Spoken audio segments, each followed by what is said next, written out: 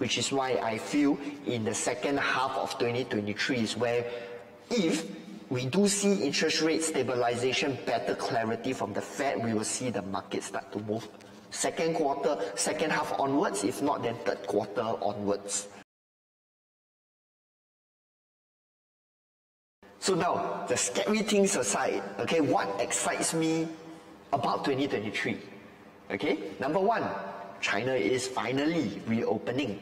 Okay, similarly, in that financial review, you also will see that one of the reasons why the Singapore property market is a lot more stable today as compared to where it was pre-2013, where we last see a significant drop, is that the primary demand from the market is still made up of Singaporeans and Singaporeans' PR. Okay, but that said, why does China reopening excite me? Because that's where we're going to see a lot of folks come in to buy up our top tier properties and basically push up the new benchmark prices in the CCR, which I feel is very, very laggard at this point in time, because you're going to still be able to pick up CCR properties at 2,400, 2,500 PSF freehold, walking distance to Orchard Road, walking distance to Ion, right? If you look at where, if you look at the Anguilla Park area, if you look at the Patterson area, there was another area, Tomlinson area as well, 2,300, 2,500 PSF. I think it's supremely laggard if you are comparing it to where the OCR prices have hit, especially in the newer launches. And I think the China reopening and with all those our China friends coming in, that will push those prices up to another level. And I think that will have a general trickle-down effect in the market, because CCR has to move up before the OCR benchmark prices can move up again, right? And fundamentally, like I mentioned, the Singapore market earning power, they can afford it. Next up, right, point 3. Benchmark prices from launches over in the OCR and the CCR. So in the OCR, we're still going to see prices move up. Later on, I have a slide, a section to talk about this. So stay tuned for the later part. How much will it be nudged up to, and you know, what's the likely effect it's going to have for the rest of the market. Hello, sorry to interrupt. We'd like to take the opportunity to thank you for watching the video, and also to share why we do what we do. Is to empower consumers with hard facts and figures, quality research and real-life examples to allow them to make the most informed property decisions.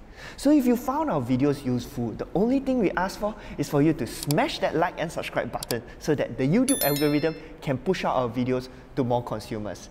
Thank you, and back to the video. Number 4 would be the number of MOP ECs, right? So why does this excite me? Is because of the sellers of these ECs are sitting on, because these guys have bought their ECs at about 700, 800, some maybe 800 to 900 at the most PSF 5 years back, 5, 6 years back. Okay, because those folks are the ones that were very lucky to that time enter the market where there was an oversupply of EC at that point in time. And they only had to wait 1 or 2 years before they collected their keys. And right now they are MOPing, hitting prices at 1,200, 1,300 PSF. So they are coming out onto the market, sitting on really good profits. And a lot of them are sort of eyeing out this again, right? Some mostly this CCR, either that or the RCR properties. So that is going to drive a lot of liquidity into the market.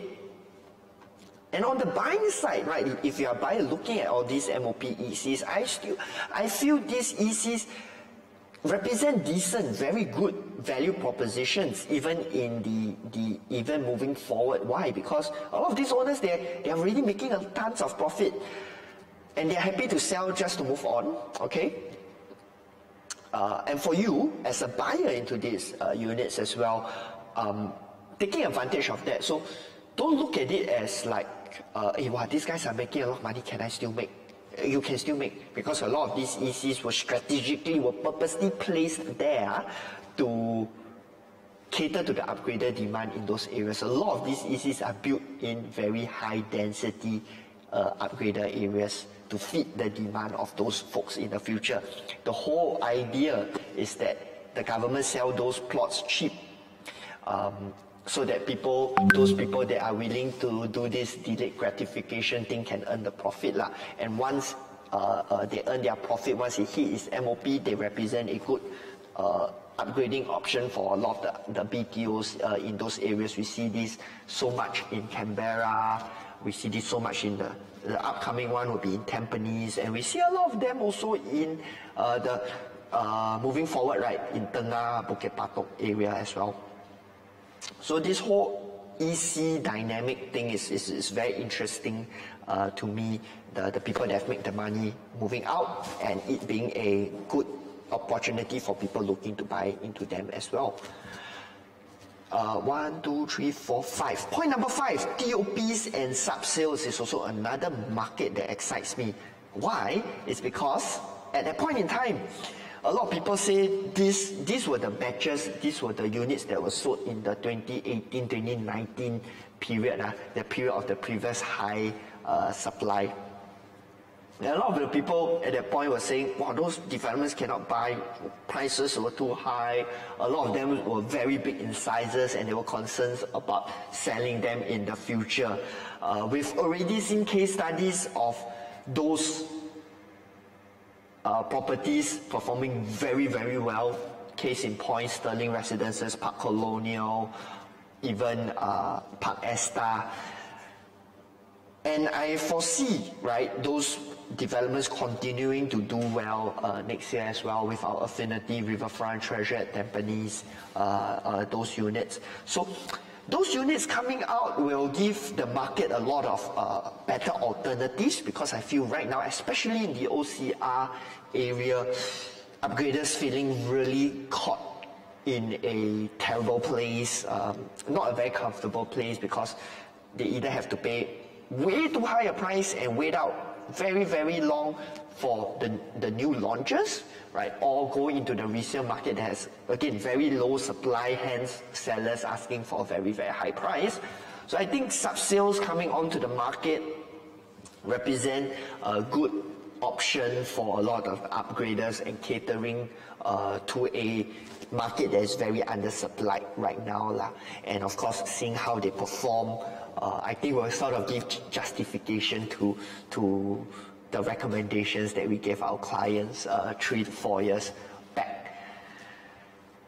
Then the next part, interest rate stabilization. Okay, right, interest rates can't go up forever, and I do expect them to sort of right now, people are very scared because they are really looking at the Federal Reserve. They haven't really been able to give any insights on when would they stop all these interest rate increments. And I think it's not so much about the high interest rates that scare people, but when is this going to end, and at what point?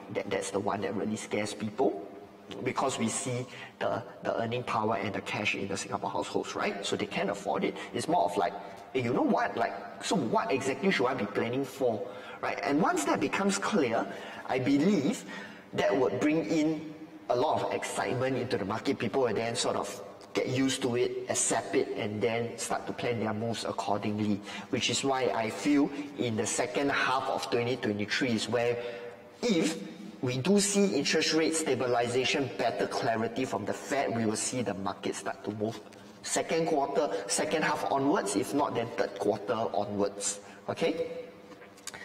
And in the absence of interest rate stabilization, clarity on when interest rates will stabilize, I do not expect any more cooling measures to come into play, which is good news. Obviously, it excites me because you don't have to then, the government nowadays, wow, very, very clever. They now put cooling measures 11:59 effective that day, that time itself at 12 o'clock. leaving people very, very little time to maneuver. So no more cooling measures is obviously a good thing. But of course, you know, if interest rates start to stabilize, uncertainty start to come down, people's confidence start to go up on the back of high liquidity, high earning power. Like I said just now, that biggest worry of mine, the undersupply versus uncertainty part. If that is not well managed, we're going to see rebound demand, and then maybe then the government have no choice but to come back into the market and to cool it again.